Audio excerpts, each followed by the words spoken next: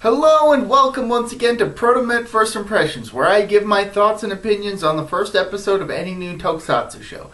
And in today's episode, I'm going to be covering the first episode of Uchu Sentai KyuRanger, or Space Squadron KyuRanger. Now, going into this series, I was aware that there were going to be a total of 9 heroes. 9! As just the main cast. What? I know. I was also a bit worried that the show would basically just dump all these characters on us all at once. But the first episode only focuses on 5 of the Rangers. And even then, it really only gives it major focus to 2 of them. The Red and his entry on the team, and Blue and his backstory and entry on the team. Which I actually like. It's developing 2 characters in a way that doesn't clash, and I honestly feel that the episode actually gives a bit more focus to Blue rather than it does Red. Red's backstory isn't really properly explained, and he's really just, oh, I'm trying to travel the universe or whatever, whereas Blue is actually given a decent backstory and a conflict for his character, which is very nice. And again, I like the fact that they're not shoving all the characters at us all at once. And it's just gradually growing to like, okay, we're gradually getting the characters. That's cool. That's pretty awesome. Also, I like the fact that this season doesn't seem like it's going to be taking place on Earth.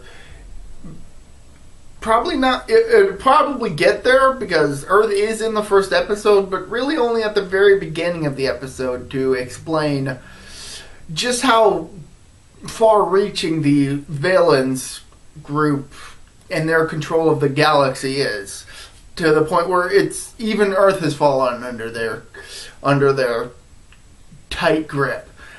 And while the villains really aren't that developed as it is right now, I'm okay with them basically showing them as conquerors, as the villains for the good guys to deal with, and a little less focusing on them right now. I do hope that the group Dark Matter do get developed more in depth later on in the series, but for the first episode to just be establishing them as the villain and how strong of a grip they have is a nice touch.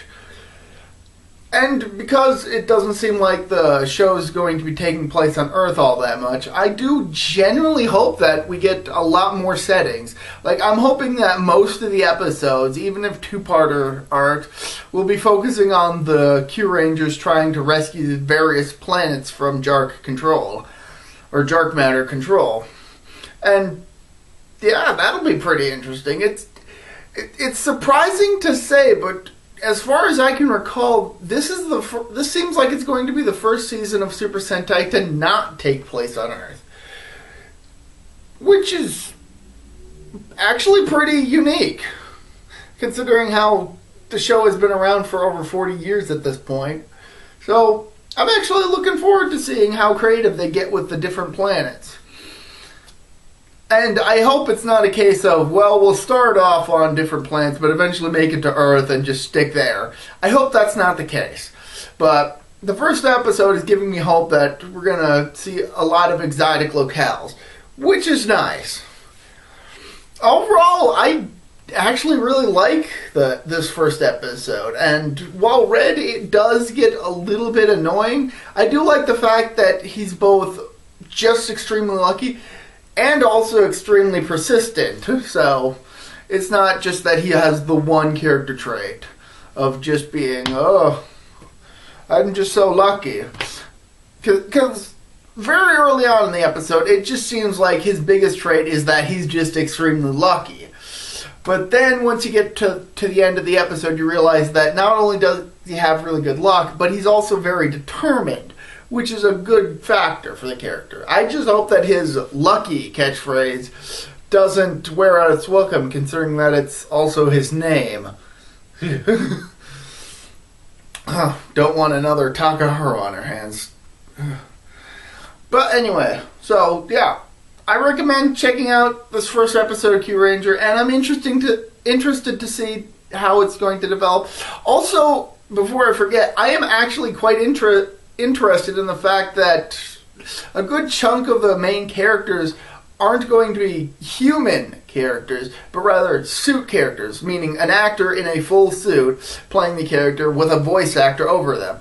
That's a nice touch. That's not something that we've really seen too much. As for the over 4, again, that's another unique thing that this show is bringing to the table. That, and let's just make a little small compilation of the various uniquenesses that this show is bringing to the table. For one, it's going to have a base membership of nine characters, which is crazy. Occasionally, Super Sentai have 3 base members. Sometimes they have 5. But 9 right from the beginning? Well, almost right from the beginning. We've been introduced to the fact that there are going to be 9 right from the beginning. So, is what I mean by that. And that's a pretty unique. Then we got the fact that it's not taking place predominantly on Earth and on other planets. That's quite unique. And again, and now with the characters not all being human, just straight up actors wearing costumes, but rather actors wearing full costumes, portraying non-human characters, and being main rangers, as opposed to like mentor rangers like Doggy Kruger and KyuRanger, or extra heroes like, say, Gosei Knight or Ninja Man. I'm actually quite interested to see how this all develops, and it's already proving to be a pretty interesting show since I kind of am rambling on about it. I honestly recommend checking this out, and I seriously hope that this is a really good season, because it's got some very good aspects to it that I want to see further developed. So, yeah. For ProtoMet First Impressions, this is me, ProtoMet. See ya.